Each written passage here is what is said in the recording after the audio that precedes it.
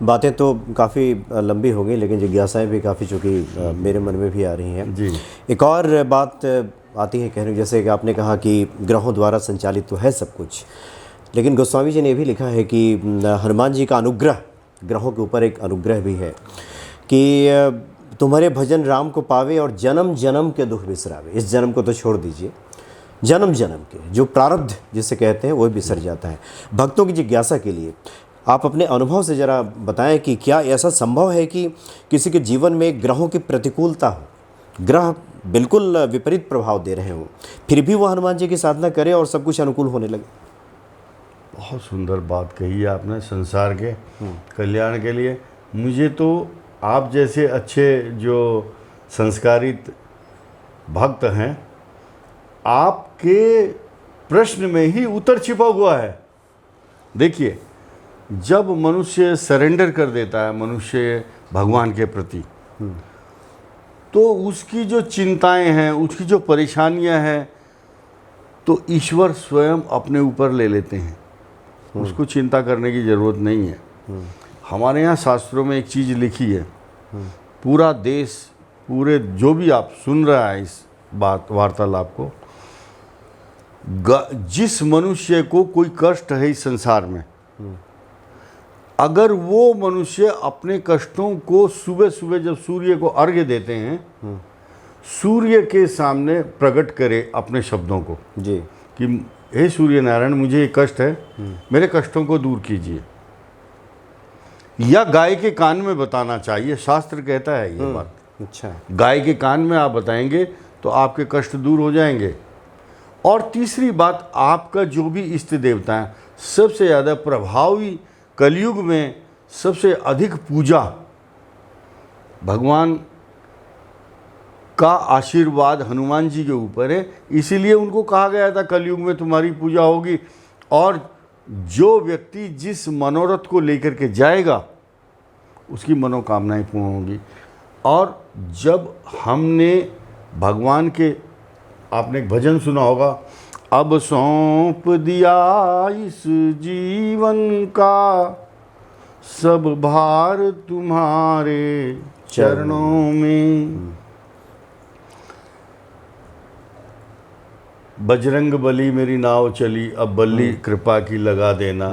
तो हनुमान जी के अंदर एक ही विशेषता है कि वो अपने भक्तों को कष्ट में फंसे हुए देखना नहीं चाहते। निर्भर करता है कि मनुष्य किस भाव से उनकी पूजा कर रहा है। भाव देखा जाएगा, भाव प्रथम है। लिखा है, थे द्विजय देवज्ञे भैष जय गुरु, यादृशी भावना तस्य सिद्धिर भवती तादृशी। जिस भावना से हम जिस अपने इष्ट देवता की पूजा करेंगे वैसी ही सिद्धि प्राप्त होगी। जी जी जी। एक आखिरी जिज्ञासा, और भक्तों के मन में हनुमान जी के प्रति विश्वास पैदा हो, हालांकि ये निजी सवाल होगा, आप अगर उत्तर देना चाहें। कई बार होता है कि हम इतने दिनों की साधना में हैं, और जैसे कि मुझे जानकारी मिली कि आप हनुमान जी के बहुत अच्छे साधक हैं, वर्षों से आप साधना में हैं, कोई ऐसा अनुभव आपके स्मरण में आ रहा हो कि आपको लगा हो कि ये तो हनुमान जी ने साक्षात कृपा की है? क्या बात है। मैं किसी सांसारिक जीव, सांसारिक प्राणी का यहाँ चर्चा नहीं करूँगा जी। आपको प्रैक्टिकली और मतलब एग्जाम्पल ऐसा दूंगा जो कि एकदम सारी दुनिया जानती है। तुलसीदास जी चित्रकूट में रोज़ पूजा करते थे, और हनुमान जी से वार्तालाप होता था उनका कि एक दिन राम जी आएंगे, चिंता मत करो। कब आएंगे? बोले जिस दिन आएंगे मैं बताऊंगा आपको। एक दिन हनुमान जी आए, बैठे हैं और चंदन लगा रहे हैं रामचंद्र जी को, और ये उनको पहचान नहीं पा रहे हैं। उन्होंने एक संकेत दिया है, चित्रकूट के घाट पर भई संतन की भीड़, तुलसीदास चंदन घिसे तिलक देत रघुवीर। तो गीला चंदन था, ताज़ा ताज़ा। राम जी चले तो बोले तुम, राम जी तो चले गए, तुमने देखा नहीं? बोले मैं कैसे पहचानता? अच्छा ठीक है, अभी जाता हूँ। देख लिया। तो इसके ऊपर भजन भी बने हैं जरा देर ठहरो राम। तुलसीदास जी चिपट गए राम जी को। तमन्ना यही है अभी हमने जी भर के देखा नहीं है। तो हनुमान जी की जब कृपा होती है तो इस तरह से कृपा कर देते हैं, संकेत करके। और समझने वाले की जिम्मेदारी है कि वो कैसे समझता है। आपके जीवन में कुछ इस तरह का स्मरण रहा हो, आ रहा हो अभी?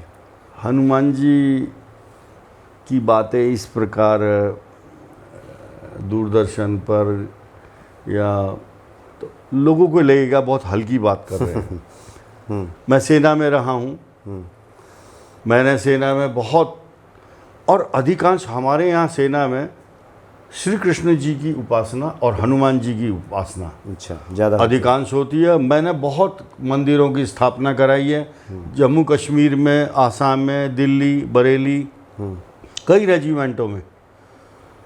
तो ऐसे ऐसे कष्ट भी आए, परेशानियां भी आई, और हनुमान जी की कृपा से।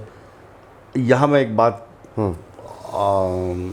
कहना चाहूँगा। हमारे यहाँ सेना में मंगलवार के दिन जो सत्संग का, पूजा का आयोजन होता है,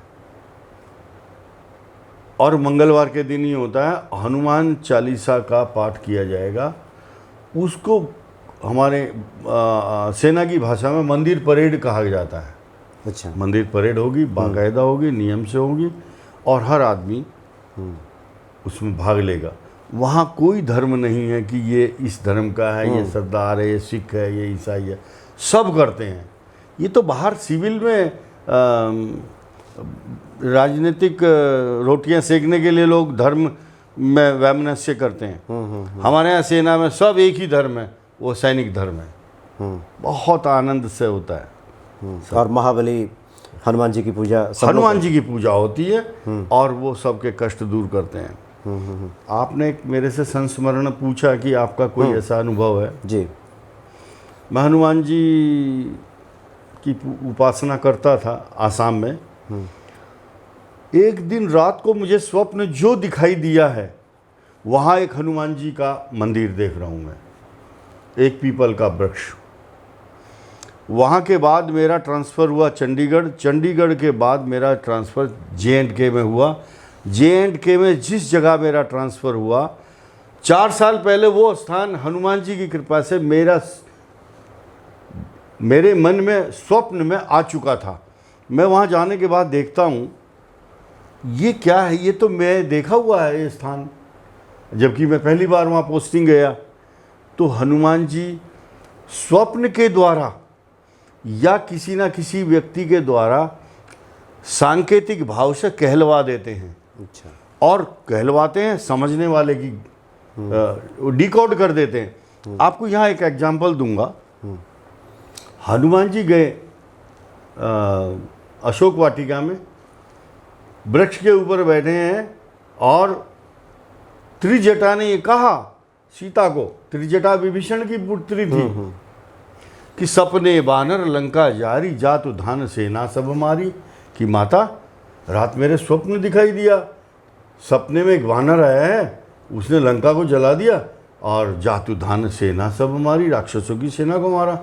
हनुमान जी सोच रहे, यार माचिस तो मैं लाया ही नहीं हूँ, अग्नि का कोई सामान ही नहीं है।